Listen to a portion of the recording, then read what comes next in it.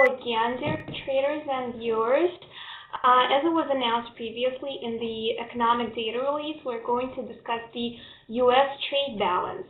And I would like to remind you that export demand and currency demand are directly linked because foreigners must buy the domestic currency to pay for the nation's exports. Export demand also impacts production and prices at domestic manufacturers. So, the U.S. trade deficit narrowed to minus $40.6 billion in October from September's gap of minus $43 billion due to an all-time high in energy products export. Export rose 1.8% to a record $192.7 billion. Imports climbed 0.4% to $233.3 billion, the highest since March 2012. Oil imports rose 1.5%. U.S. petroleum exports edged up 9.3% in the first 10 months of 2013 compared with the same period in 2012. While petroleum imports plunged 11.1%. Economists believe exports will keep growing, reflecting modest recoveries in Europe, Japan, and China. So let me enable my laser. Now we can obviously see that at the current moment, the forecast for November is minus $40.0 billion. And the previous was minus $40.6 billion. Moving on further, it is possible to see, give me a sec, the economists surveyed on the matter.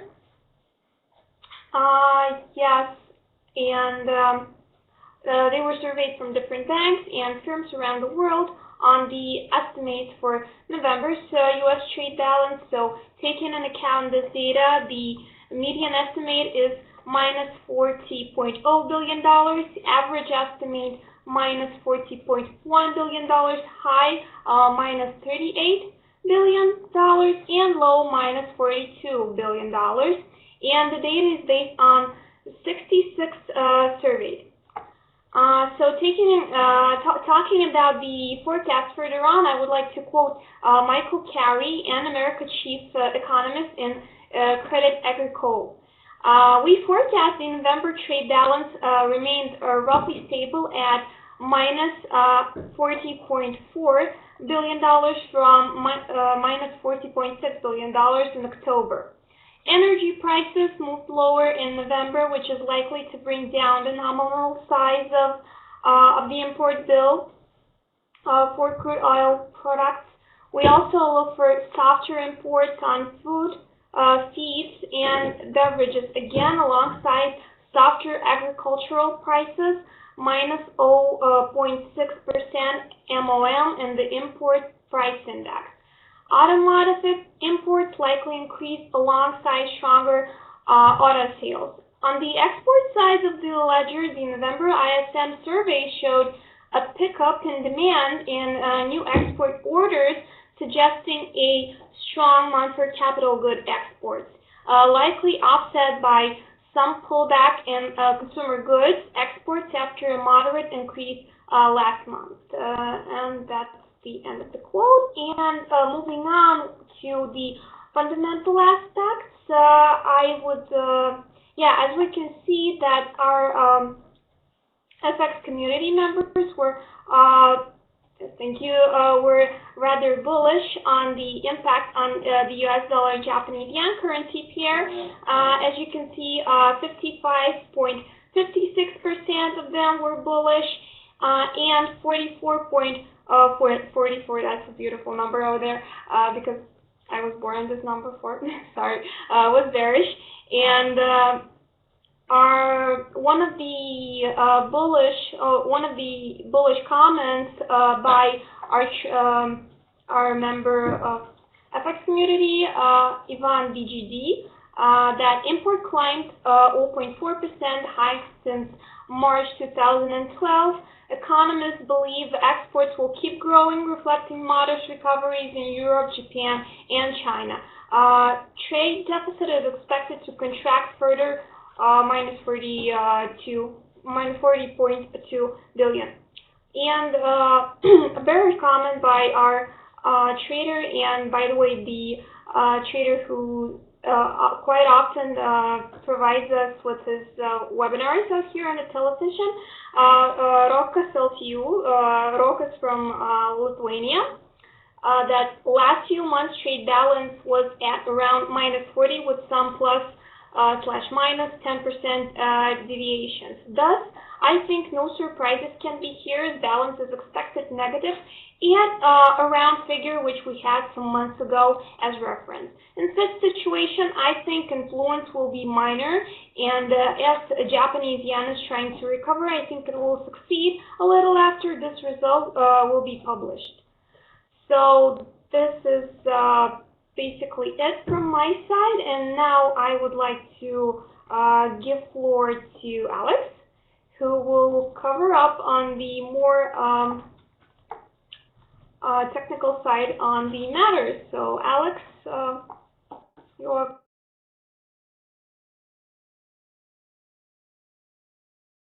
come on the whiteboard.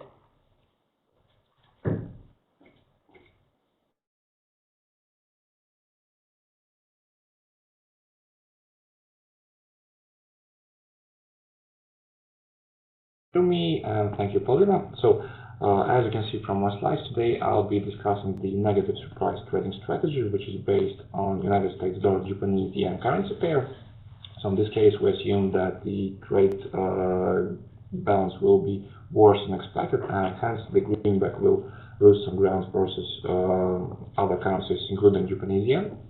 And as you can see from the charts, the pair has been strongly bearish so far this year, even taking into account a strong rally during the last year on the back of stronger dollar and Japanese yen weakness amid of Bank of Japan stimulus program.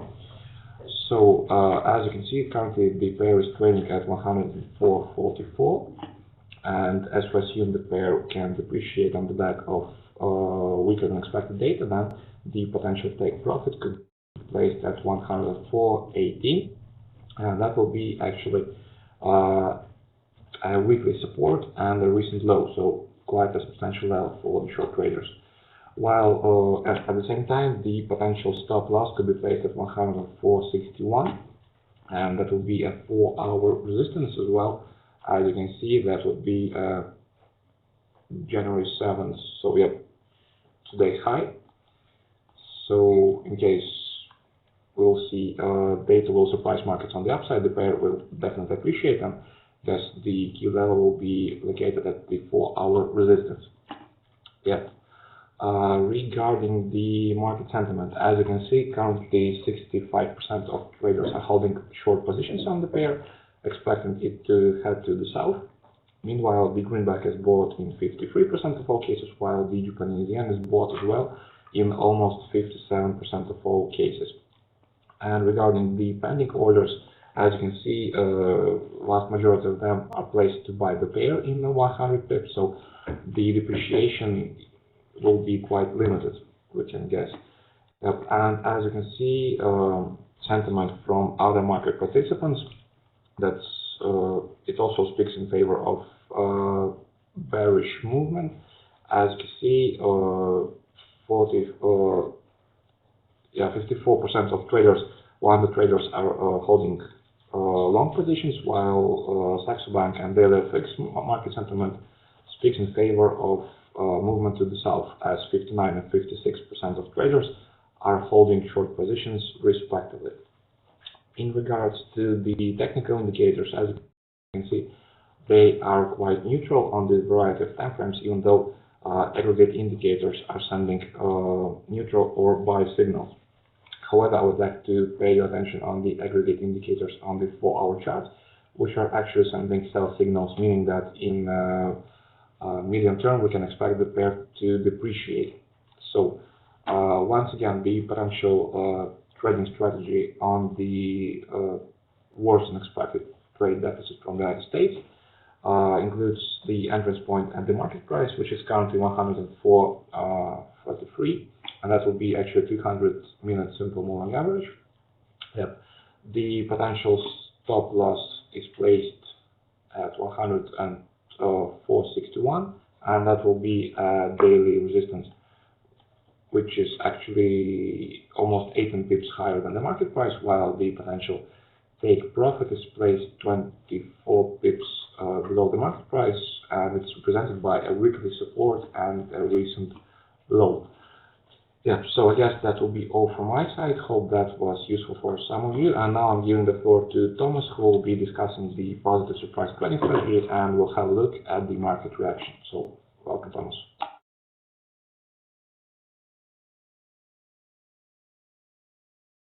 So just let me put myself on the whiteboard. So I'll be talking about the United States dollar Swiss franc.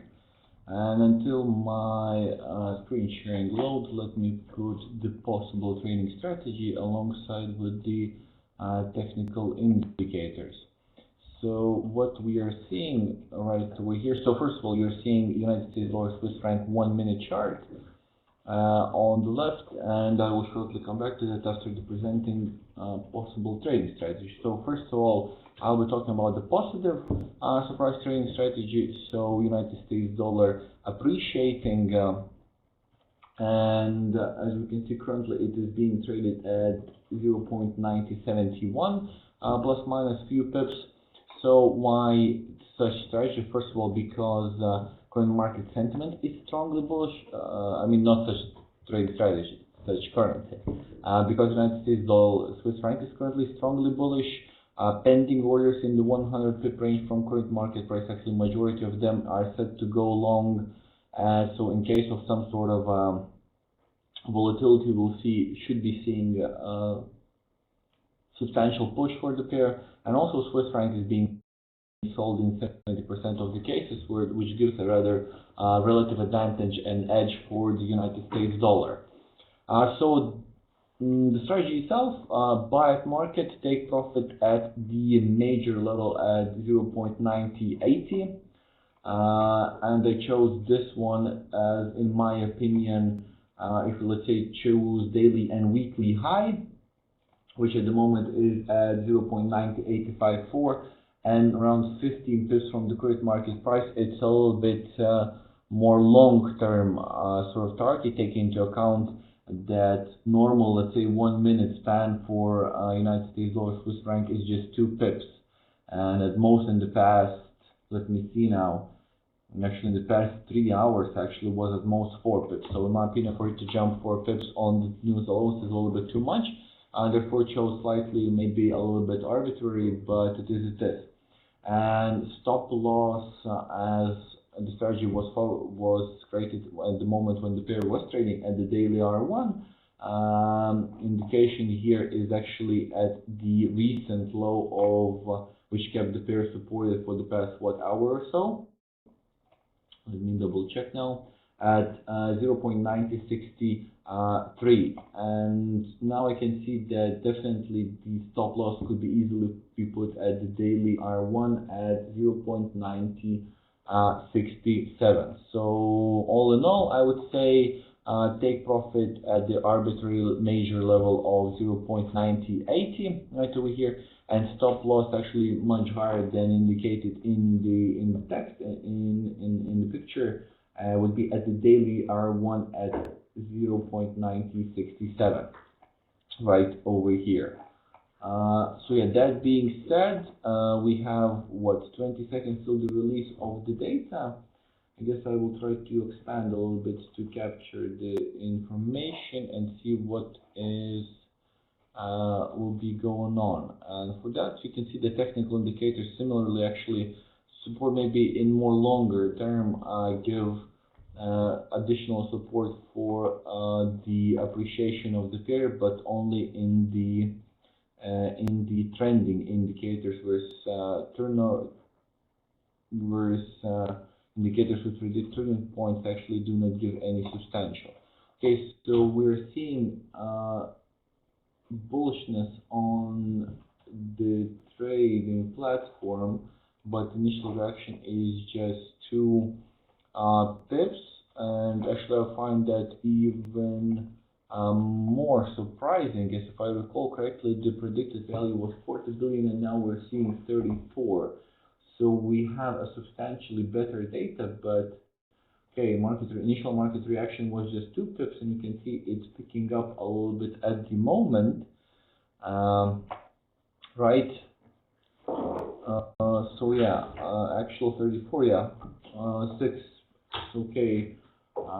It seems that my prediction that the pair might not reach the daily and weekly high of 14 pip move seems to be working well, but actually it seems that it won't manage even to reach the predicted 0.9080, as the initial reaction was 2 pips, overall reaction was 5 pips, and we can see that after that, on the second minute, some of the traders are capitalizing on their gains, and the pair, of course, is slowly trailing lower. So let me zoom in a little bit. You can see right over here the overall reaction being 5.5 pips, 5.5 pips, and currently stabilizing right here. So I guess that would be it. As Dr. said, it was very unlikely we'll see a major move today. I guess much more important will be the ADP and employment numbers tomorrow, and overall unemployment claims on Friday. So that being said, it seems that will be all for the time being. I think we'll be looking into this a little bit surprising under reaction, I would say, despite the substantially better numbers than predicted. So yeah, that being said, that will be all from my side. I will leave the snapshot on the whiteboard, so we'll be able to look into that for your analysis purposes. Technical indicators details, yeah, that will be said. That's it for me, and I give floor to you, Paulina, to wrap up. Yes, thank you, Thomas. So, Doc, any comments on the matter? Opinions? Oh yeah, there we go. Can you hear me? Yes. Excellent. I guess the big surprise is that due to the fact is, I guess, we were looking for around 40, and they came at 34. I guess some of the things that are being talked about here more than anything else is that we're looking at how this is going to help the gross domestic product number coming out in the next three weeks. This will have a bigger effect. We're seeing also oil at the same time. This seemed to come from our exporting ability to export oil. That's why the big gap. We're trying to figure out what the inflationary characteristic is here, but it does look like it was a jump in exports of oil too that helped us out, and we're going to be really watching. I'm watching the stock market, thinking that they'll start to pick up on it. That the stock market's already firm. So we have the Dow Jones up about 70 points when it came out. It didn't seem to have much of an effect on the bonds. Bonds are lifting a little bit, a couple ticks, but overall it will help out the gross domestic product number coming into the next couple of weeks. So overall, it was a very positive number, and there's nothing really inflationary that is jumping out that's saying this is a bad number. They also seem to adjust the back months a little bit in the October number by about a billion. So we'll see. This is I guess everybody is looking for some type of growth. We want growth, from Greece to Japan to Germany seems to be flowing along with growth, but the southern part of the European community is begging for growth, and here in the United States we seem to be showing growth. I can see here the Catharon is up 16.93, almost 17 points. I see some buying going on in the stocks. I think this may insinuate buying in U.S. stocks a little bit. In other words, this may change the complexion of thinking that the more stock market might be flatter. This could be insinuating that we might be actually seeing some strength again. Did you guys take any of those numbers apart yet, in the sense of what popped the number down from 40 to 34? Thomas, did you see anything? Okay. As time goes on, we'll take that apart. When tomorrow, when we do the ADP, maybe we'll find I'll have a chance to take more of this apart. But the biggest thing out of it will be is that it should have a positive effect on the gross domestic product coming in over the next couple of weeks. So that'll top that number, which would give it strength to the stock, so forth. Should make some of the if the stock and we've been talking in my webinar of late, when we see the stock indices lifting of an individual country, we see their currency lifting, which would make sense. People want to buy their stocks, so you would have to buy the domestic currency to do it. So we should see some strength in, in some of the. If this is going to lift the stock market and lifts, let's say, the UK market or the German market, we should see some strength in the euro, and we should see some strength in the pound. Right now, I see them ticking down a little bit. They're moving in the opposite directions, and I guess what we'll have to do is to see how that plays out. And that is Doc Dow's simple analysis of it so far. There's plenty of numbers to chew up.